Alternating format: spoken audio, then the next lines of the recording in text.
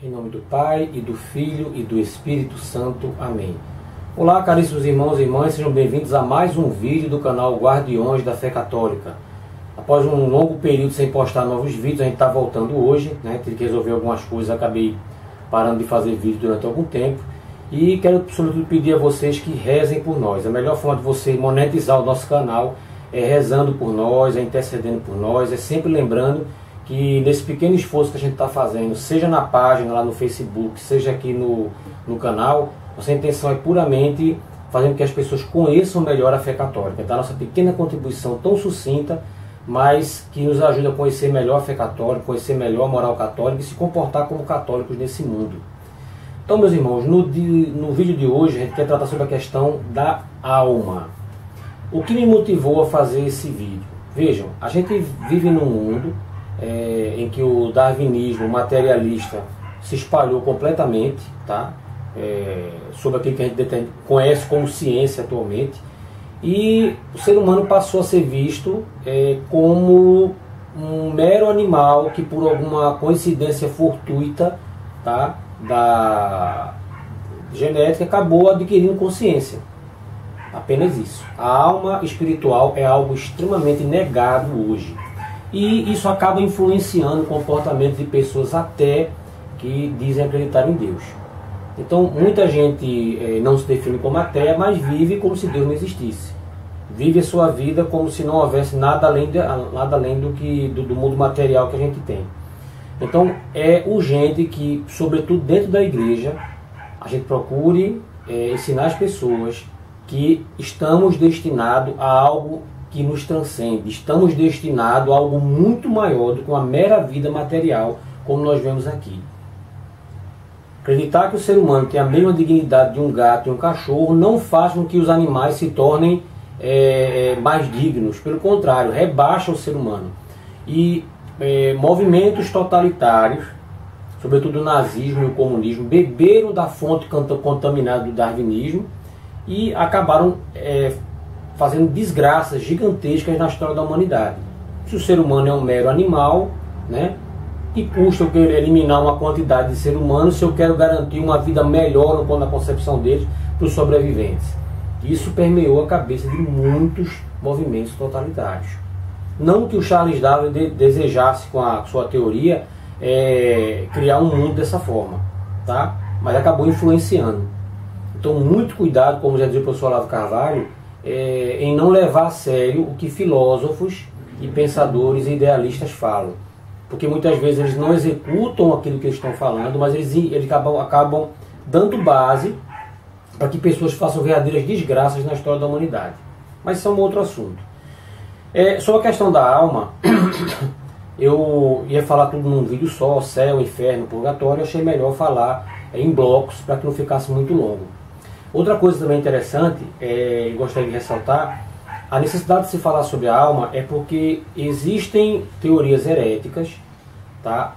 Muito comuns nos dias de hoje, que ou negam a existência da alma espiritual, né? Pelo que eu verifiquei aqui, a heresia do aniquilacionismo, em que se crê que o ser humano ele tem uma mera alma material, e no momento que ele morre, tudo se acaba. Isso é muito comum entre os testemunhas de Jeová e os adventistas do sétimo dia, sobretudo porque esses grupos que negam a existência de uma alma espiritual imortal, que vieram de igrejas, onde eles não acreditavam, onde eles passaram a não acreditar na existência do inferno. Então ficaram num dilema: poxa, mas se existe uma alma espiritual que sobrevive à morte, e essa pessoa foi uma pessoa má, foi uma pessoa que não buscou a salvação em Cristo, qual o destino dessa alma? A palavra de Deus e a tradição da igreja já diziam que era o inferno. Só que eles não queriam aceitar a existência de uma pena eterna. Então acharam melhor dizer o quê? Negar a existência do inferno e negar a existência de uma alma espiritual. A pena dessa pessoa, a pena dessa pessoa que passou a vida praticando o mal, simplesmente seria não ressuscitar. É heresia do aniquilacionismo. E tem uma segunda heresia, que essa é muito comum no meio protestante, que é a heresia do mortalismo. Eu espero que eu esteja usando os termos corretos, que foi o que eu encontrei nas pesquisas que eu fiz. Que é você negar a consciência da alma após a morte. Então, Boa parte dos protestantes eles acreditam que sim, existe a alma espiritual, existe o inferno, existe o céu, tudo, mas por eles terem uma grande dificuldade de entender a diferença entre juízo particular, aonde você logo após a morte, sua alma é julgada pelos atos que cometeu, indo para o céu ou para o inferno ou para o purgatório, que é um outro assunto de outro vídeo, e o juízo final, aonde na realidade você tem uma espécie de prestação de contas, onde Deus mostra toda a humanidade, o que cada um recebeu, qual o destino de cada um.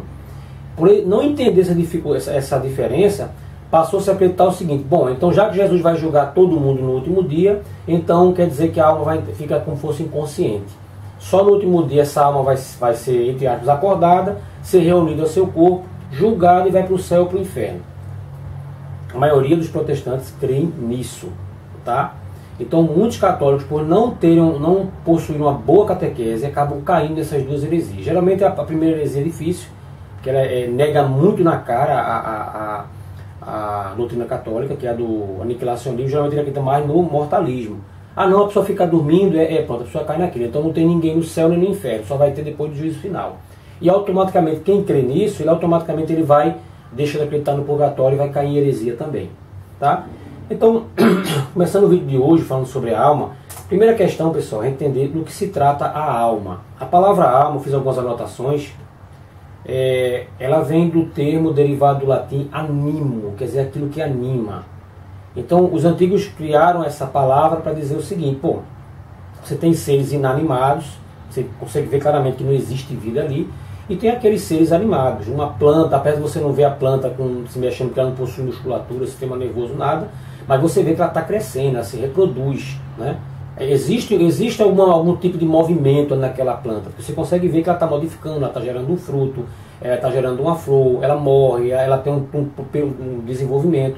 E um animal você vê ele se locomovendo o tempo todo, ele agindo, interagindo com você, né? Então assim, vê o conceito de anima, aquilo que anima, o princípio vital, aquilo que mantém aquela criatura viva, se movendo, tá? E no ser humano, a alma ela é vista como o princípio espiritual do homem. Aquilo que anima o homem é o princípio espiritual. E ao longo do tempo o ser humano também foi percebendo, né, ele foi entendendo que a alma espiritual do homem sobrevive à morte, ao evento da morte. Todo mundo sabe quando acontece a morte, o que acontece? Você tem um corpo, vamos se concentrar no caso do ser humano, você tem um corpo onde tem uma série de sistemas lá que precisam interagir um com o outro para que aquele corpo continue funcionando. A parte material, biológica do homem. Uma vez que esse sistema, os órgãos desse sistema começam a falhar, você tem que ir corrigindo.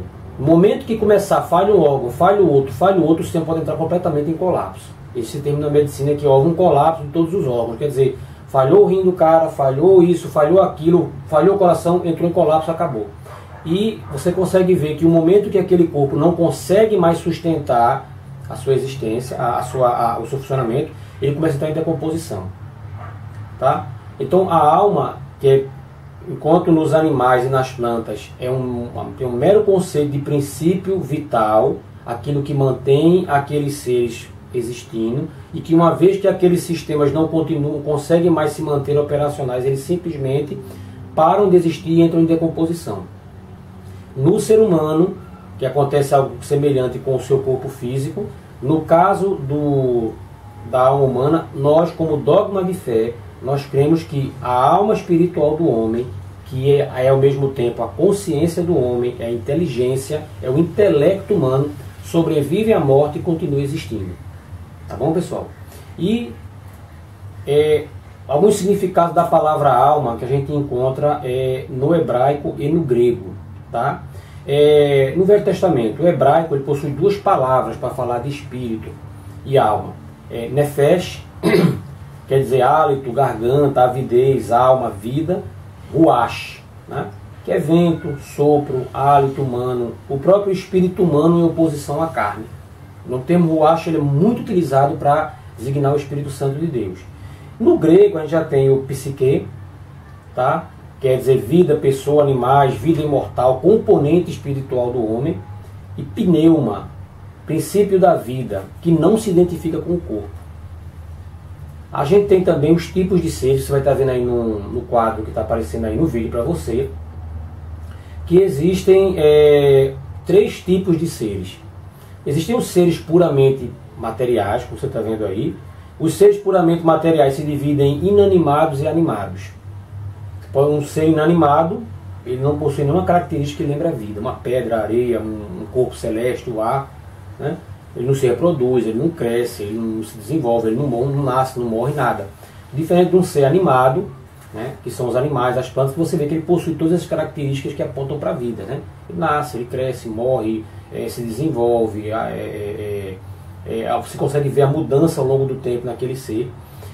Existem os seres puramente espirituais, que são os anjos e os demônios. Os anjos e demônios são anjos, né, decaídos, que não possuem corpo, que nunca possuíram, nem vão possuir corpo algum. Tá? E o ser humano, que é um ser ímpar, porque ele é um ser em que ele tem um pouco do mundo espiritual e um pouco do mundo material. Então ele possui um corpo físico e ele possui uma alma espiritual dada por Deus. Quais são os tipos de alma? Entre aspas, eu botei aí. Bom, você tem uma alma meramente vegetativa, que é material e mortal, e uma alma meramente sensitiva, que é material e mortal também. Sendo que a vegetativa você não tem, ela não age com o meio ambiente por meio dos sentidos, enquanto a sensitiva age. Os animais, gato, cachorro, seja o que for, eles agem por meio dos sentidos.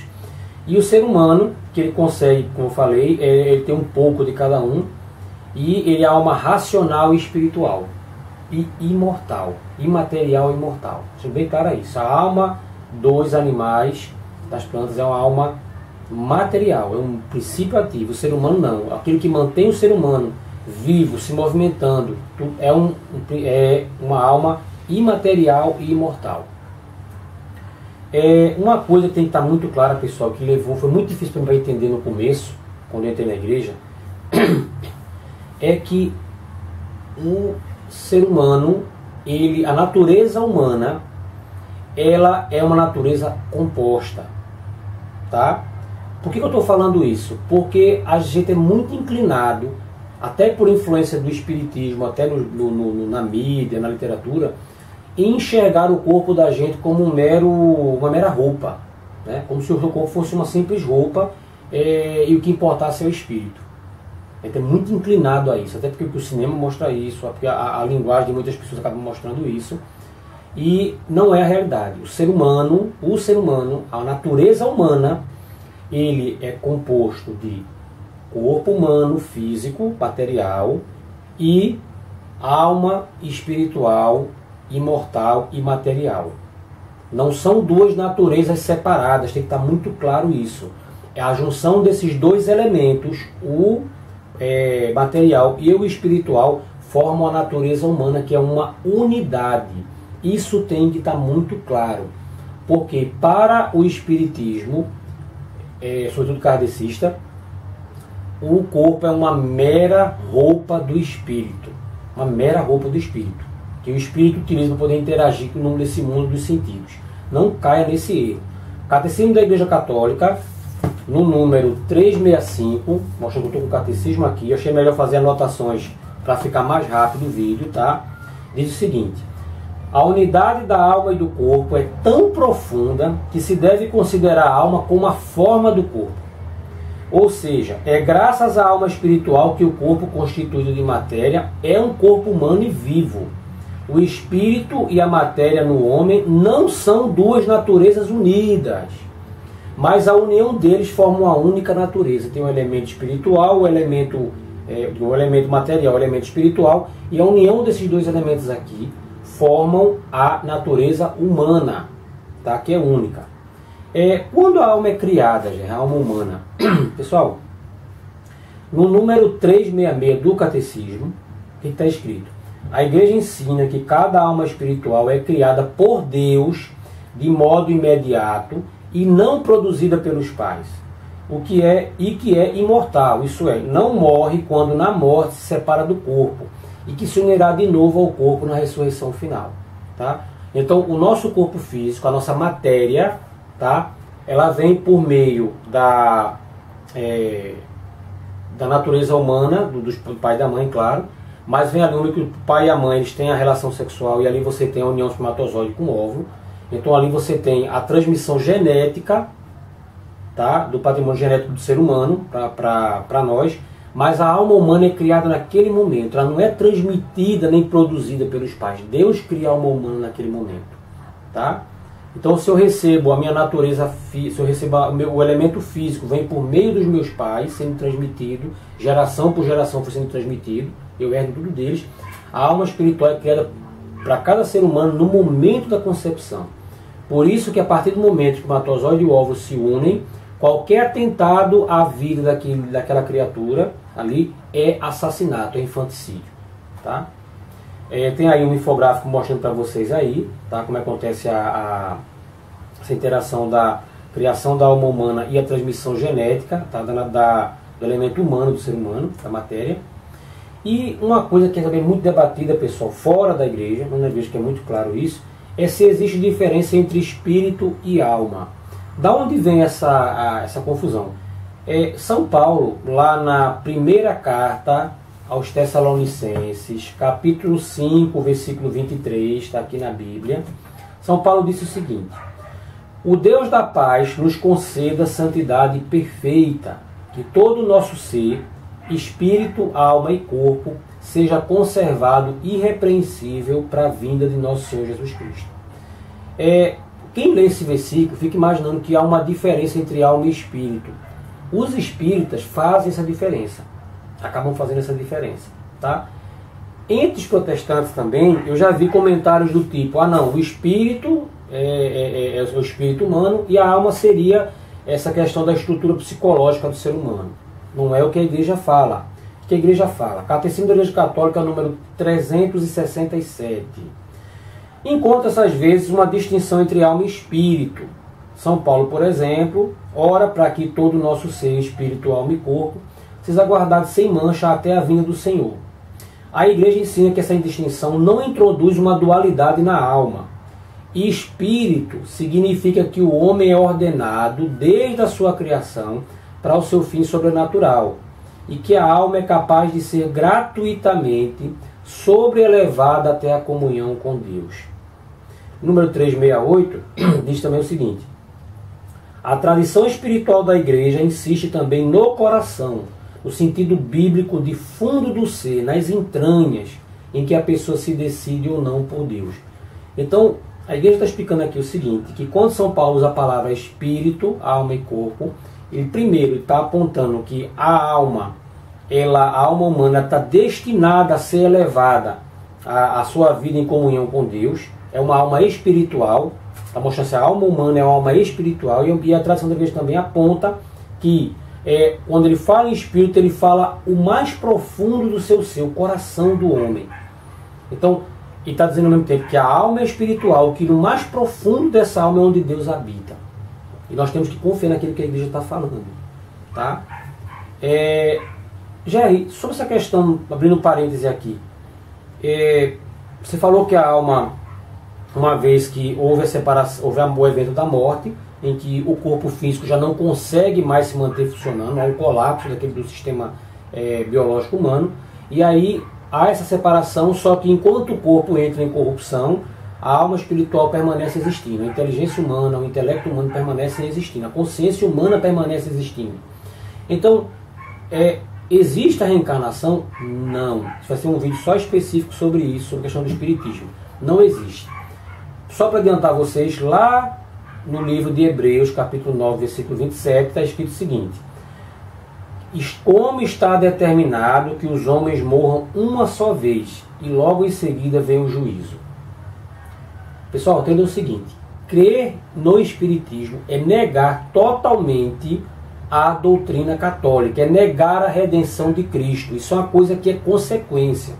Lá na página eu vejo, toda vez que a gente posta alguma coisa que fala sobre espiritismo, aparece sempre alguém reclamando, muito indignado, porque ou fala que está desrespeitando, que a gente não está desrespeitando ninguém, ou fala que tentando dar a entender que a Igreja Católica e o Espiritismo é a mesma coisa. De forma alguma.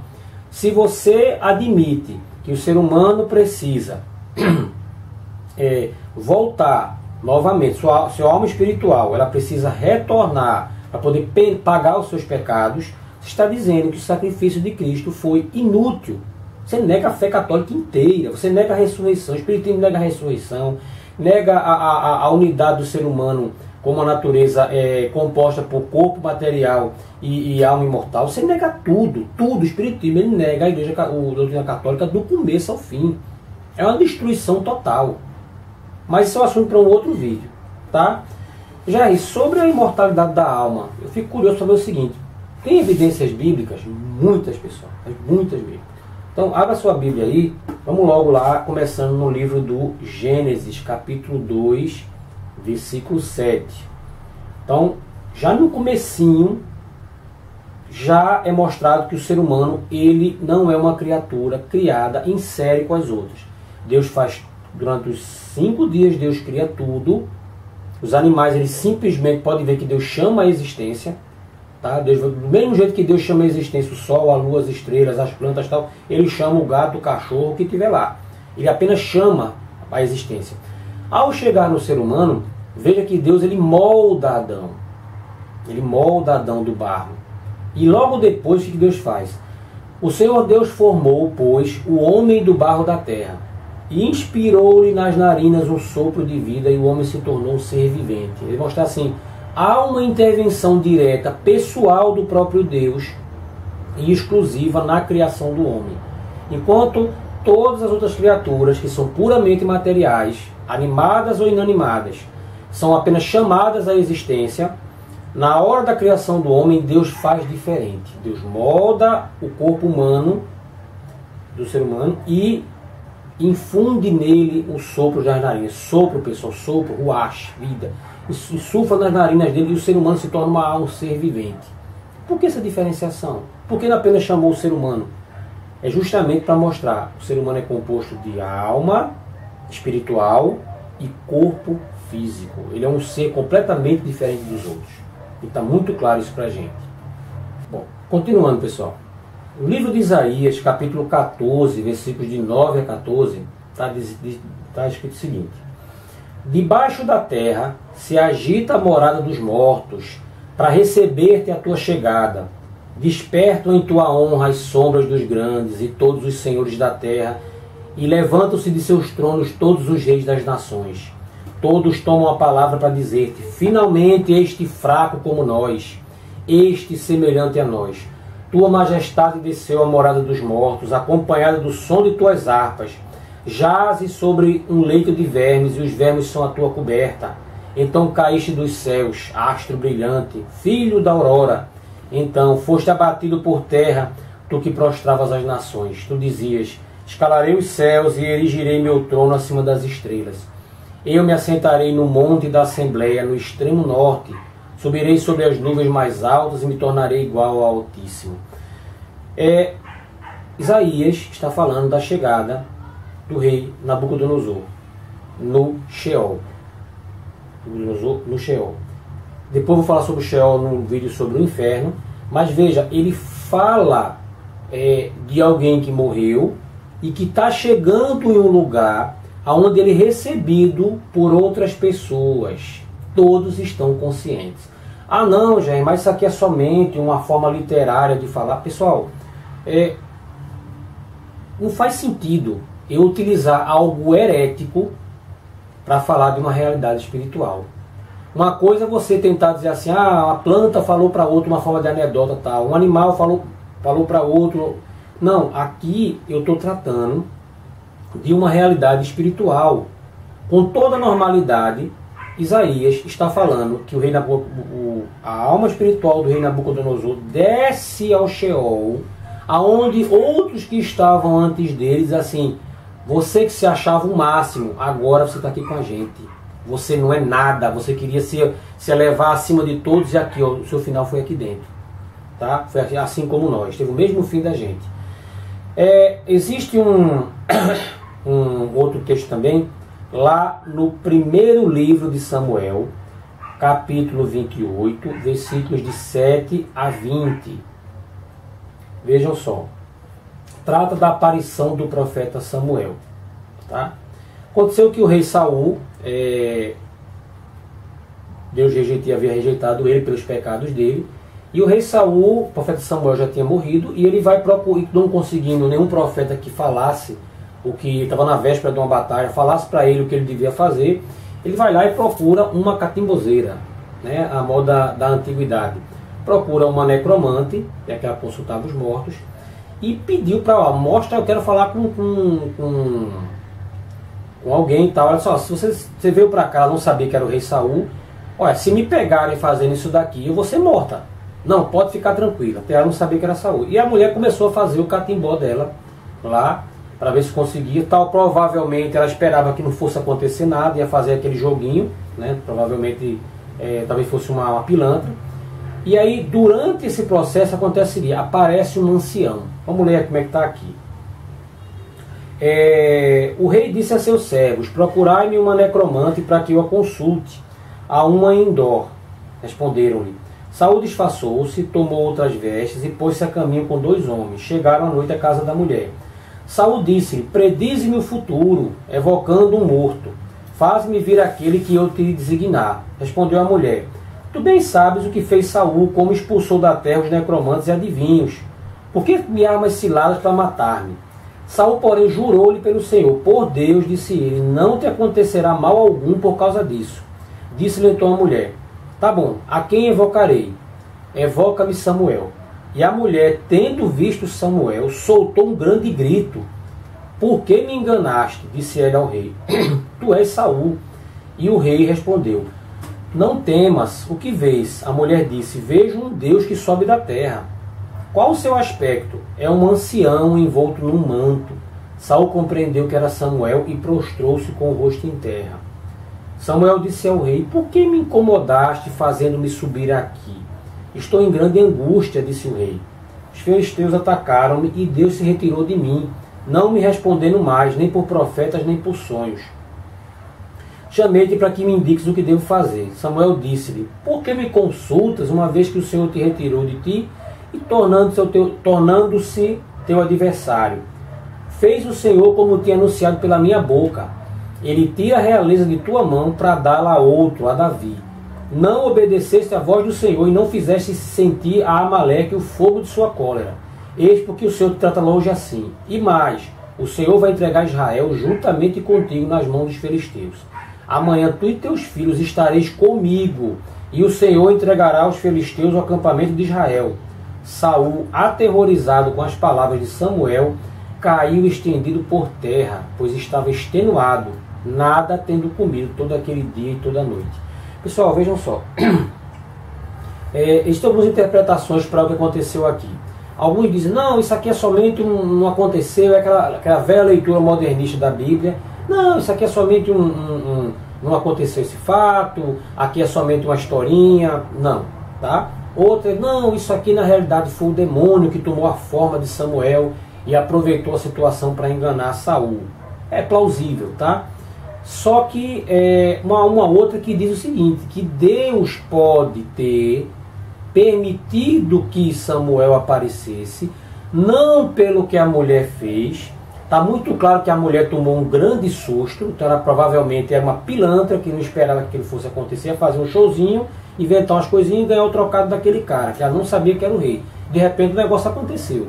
Então Deus pode ter permitido, tá? Isso aconteceu para Saúl ouvir pela boca de Samuel que ele ia morrer. Mas o que está claro aqui? Dizer que os antigos judeus não acreditavam na imortalidade da alma é absurdo. Eles acreditavam na imortalidade da alma. Vou falar mais sobre isso daqui para frente, da onde o pessoal tirou que eles não acreditavam. Porque você vê que ele rapidamente ele procurou falar com Samuel. Havia essa crença arraigada entre os judeus, tá? Outra coisa, segundo o livro dos Macabeus, capítulo 15, versículos de 11 a 14. Lembrando, pessoal, que a gente está fazendo um estudo sobre a imortalidade da alma. Então eu preciso ler para vocês esses versículos do catecismo, tá? Por isso eu dividi em blocos. No livro dos Macabeus, narra o seguinte: narrou-lhes ainda uma visão digna de fé, Judas Macabeu falando, uma espécie de visão que os cumulou de alegria. Eis o que tinha visto: Onias, que foi sumo sacerdote, homem nobre e bom, modesto em seu aspecto, de caráter ameno, distinto em sua linguagem e exercitado desde menino na prática de todas as virtudes, com as mãos levantadas, orava por todo o povo judeu. Em seguida apareceu do mesmo modo um homem com os cabelos todos brancos, de aparência muito admirável e magnífica majestade. Então, tomando a palavra, disse: Eis o amigo de seus amigos, aquele que reza muito pelo povo e pela cidade santa. Jeremias, o profeta de Deus. Na Bíblia protestante, esse livro não existe. 1º e 2º Macabeus não está na Bíblia protestante. Mas, para nós católicos, ela está. É um livro inspirado, eu tenho que confiar na igreja. E outra coisa, mostra, ao contrário do que dizem as pessoas que seguem as heresias do aniquilacionismo e do mortalismo, que os judeus sim acreditavam na imortalidade da alma. Esse é um livro escrito por judeus. Tá? Vamos lá para o Novo Testamento. Livro de Lucas, capítulo 9, versículo 30. Episódio da Transfiguração. E eis que falavam com Jesus dois personagens, eram Moisés e Elias, que apareceram envoltos em glória e falavam na morte dele, que se havia de cumprir em Jerusalém. Uns já ouvi gente falando sobre isso. Não, isso aqui é a visão que Jesus teve da glória que Elias e Moisés iam ter lá na segunda vinda dele. Não tem sentido, isso é uma forçada de barra. Está claramente falando que Elias e Moisés apareceram ao lado de Jesus, que representam a lei e os profetas. Tá? E veja que os apóstolos falaram: vamos fazer uma tenda para ele. O São Pedro falou: vamos fazer uma tenda para o Senhor, para Elias e para Moisés, para a gente ficar por aqui. Entendeu? Então, assim, os apóstolos não acharam aquele instante. Como é que eu posso estar vendo esses dois aí se não existe espírito imortal? Não houve nenhum tipo de questionamento no Evangelho. Mostra que era uma coisa natural. Para os apóstolos aquilo foi natural. Tá? Eles não questionaram: pô, como é que Jesus está ali e tem Elias e Moisés do lado se eles já morreram? Tá? Mostra a mentalidade dos judeus de acreditar na imortalidade da alma. Jesus caminha sobre o mar. Mateus capítulo 14, versículos 23 a 27. Tá? Feito isso, subiu a montanha para orar na solidão, Jesus. E chegando à noite, estava lá sozinho. Entretanto, já a boa distância da margem, a barca era agitada pelas ondas, pois o vento era contrário. Pela quarta vigília da noite, Jesus veio a eles, caminhando sobre o mar. Quando os discípulos o perceberam caminhando sobre as águas, ficaram com medo. É um fantasma, disseram eles, soltando gritos de terror. Mas Jesus logo lhes disse: tranquilizai-vos, sou eu, não tenhais medo. Então, por que não gritaram? Talvez, não, acharam que podia ser um demônio. Por que não gritaram é um demônio? Não, gritaram é um fantasma. Tá? Então, essa crença na imortalidade da alma existia e era muito popular entre os judeus. Isso aqui, agora que você está aqui, é Lucas, capítulo 16, 22 a 25. Isso aqui é muito claro para mostrar o que eu falei até agora. Mas existe narrativa até para isso. O rico e Lázaro. Ora, aconteceu morrer o mendigo e ser levado pelos anjos ao seio de Abraão. O mendigo morreu. Os anjos levaram para o seio de Abraão. Levaram o corpo dele morto? Não. Morreu também o rico e foi sepultado. Temos duas pessoas mortas aqui. Tá? E estando ele nos tormentos do inferno, levantou os olhos e viu ao longe Abraão e Lázaro no seu seio. Está muito claro isso aqui, pessoal, da vida pós-morte. Você tem um que morre e é levado para um lugar paradisíaco. Tem um vídeo que eu falo sobre a mansão dos mortos, tá? Você pode depois dar uma lida, vídeo aí no canal. E o outro que vai para um lugar de tormento, consciente, plenamente consciente. Veja, aqui você não mostra nem a aniquilação da alma, nem você mostra muito bem que essa alma passou a dormir para esperar a segunda vinda de Cristo. Gritou então: Pai Abraão, compadece-te de mim e manda Lázaro que molhe em água a ponta do seu dedo, a fim de me refrescar a língua, pois sou cruelmente atormentado nessas chamas. Abraão, porém, replicou: Filho, lembra-te de que recebeste teus bens em vida, mas Lázaro males. Pessoal, eu já vi coisa do testemunho de Jeová dizendo: não, mas isso aqui é somente uma parábola, que ele está usando alguns termos para poder falar. Na realidade, o rico ele foi sepultado e deixou de existir, e o Lázaro ele vai ressuscitar no último dia. Não tem sentido isso, pessoal. Está usando então que Jesus usou uma heresia como parábola. Não tem sentido. Qualquer pessoa que lê isso aqui, que outra interpretação pode ter isso aqui? só forçada de barra. Tá? Você vê também no diálogo de Jesus com os saduceus, Lucas capítulo 20, versículos 37 e 38. Por outra parte, que os mortos hão de ressuscitar, o que Moisés revelou na passagem da sarça ardente, chamando ao Senhor Deus de Abraão, Deus de Isaac e Deus de Jacó. Ora, Deus não é Deus dos mortos, mas de vivos, que todos vivem para Ele. Maravilhoso Jesus falou.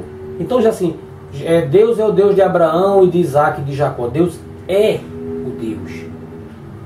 Deus não foi o Deus de Abraão, de Isaac e de Jacó. Ele é. Então as pessoas continuam existindo. Deus não pode ser Deus de pessoas mortas, mas de vivos. Ele calou a boca dos saduceus que negavam a imortalidade da alma e a ressurreição. A existência de anjos e demônios, tudo. Ele tem uma mentalidade puramente materialista, tá? Em relação ao homem, acreditava na existência de Deus, tudo, mas seguiam apenas o Pentateuco. Veja lá do bom ladrão. Pessoal, tudo isso que eu estou falando aqui, se você for ler algum livro herético, aí, sobretudo os Testemunhos de Jeová, ele vai ter explicação aqui para tudo, uma mais furada que a outra. Tá? Jesus fala para o bom ladrão, lá em Lucas 23, versículos 42 e 43. Disse-lhe Jesus, eis que hoje mesmo estarás comigo no paraíso. O que o Testemunho de Jeová faz? Eu te digo, ele bota assim, eu te digo hoje, estarás comigo no paraíso. Ele mete uma vírgula onde ela não existe. Para dizer que você um dia vai estar no paraíso comigo, mas não hoje. Mas não é isso. Em verdade te digo, eis que hoje mesmo estarás comigo no paraíso. Veja outra coisa também. Na ressurreição de Cristo, Jesus fala para os apóstolos, vede minhas mãos e meus pés, sou eu, apalpai-me e entendei que um espírito não tem carne nem ossos, como estás vendo que eu tenho. Pessoal, Jesus precisou provar aos apóstolos que aquilo estava dentro do espírito. Ora, mas na cabeça dos judeus não existia alma imortal, por que ele precisaria provar isso para os judeus?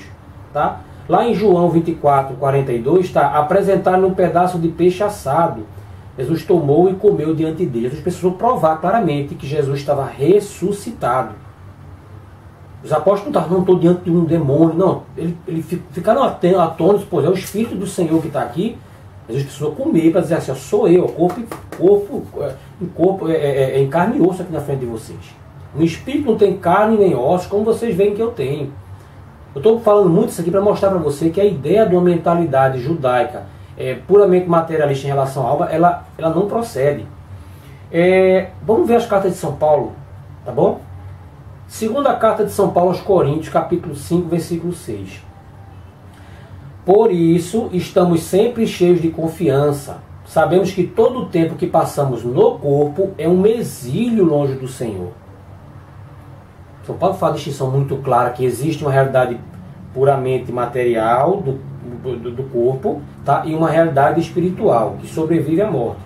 Filipenses capítulo 1, versículos 21 a 24. Porque para mim o viver é Cristo e morrer é lucro. Mas se o viver no corpo é útil para o meu trabalho, não sei então o que devo preferir. Sinto-me pressionado nos dois lados. Por uma parte, desejaria desprender-me para estar com Cristo. Como é que eu morto eu vou estar com Cristo? Como é que uma vez que meu corpo se corrompeu, foi completamente destruído, eu posso estar com Cristo? Não tem sentido isso. O que seria imensamente melhor, mas de outra parte, continuar a viver é mais necessário por causa de vós. Lá em Hebreus 9, 27 eu já li, que após a morte segue-se o juízo. São Pedro, na sua primeira carta, capítulo 1, versículo 13. Tenho por meu dever, enquanto estiver nesse tabernáculo. Que tabernáculo? De manter-vos vigilantes com minhas admoestações, porque sei que em breve terei que deixá-lo, assim como nosso Senhor Jesus Cristo me fez conhecer. Eu só posso deixar um local para ir para outro.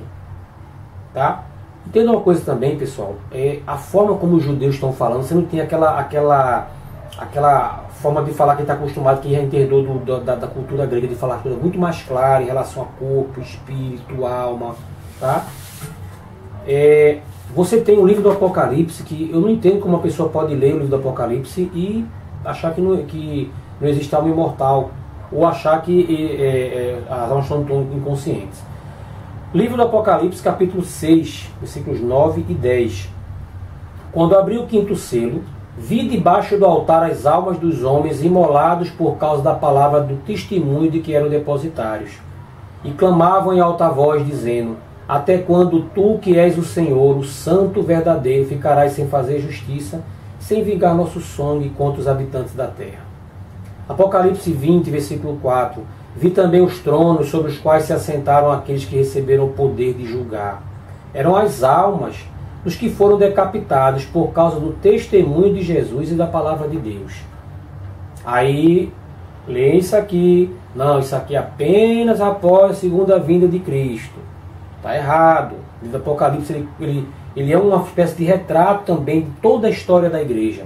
Tá? Desde da paixão, morte e ressurreição do nosso Senhor Jesus Cristo até sua segunda vinda. Tá? E se a gente quiser ir mais fundo, pessoal, porque muitas pessoas acabam dizendo que a ideia da imortalidade da alma é uma espécie de sincretismo do paganismo com o cristianismo ali no começo da igreja. Tá? Ah, não, Constantino foi lá e se apossou da igreja, aí a ala podre do cristianismo foi lá e começou a misturar tudo. Isso é a teoria mais comum que corre, infelizmente, com todo respeito aos meus irmãos protestantes, que eu gosto tanto, mas corre muito no meio deles ali. Aqui é completamente falsa. Tá? Vamos ver como é que os primeiros cristãos que viveram logo após, ou até mesmo no período dos apóstolos, ali na era apostólica, alguns viveram no período apostólico e pós-apostólico, muitos conheceram os apóstolos. Como é que eles viam essa questão da imortalidade da alma? Vamos ver, por exemplo, Santo Inácio de Antioquia, viveu ali no início do século II. Ele escreveu aqui: meu espírito por vós se empenha, não apenas agora, mas também quando Deus me encontrar.